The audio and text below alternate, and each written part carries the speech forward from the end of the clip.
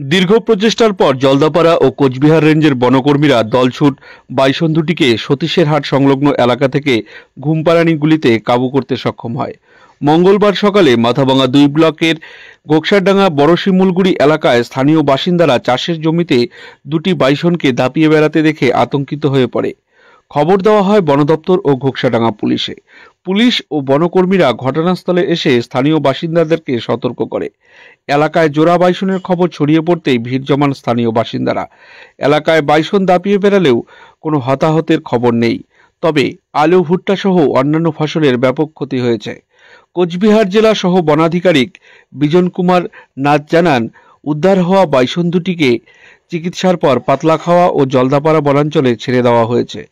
চাষিরা নিয়ম মেনে আবেদন করলে তাদের ফসলের ক্ষতিপূরণ দেওয়া হবে।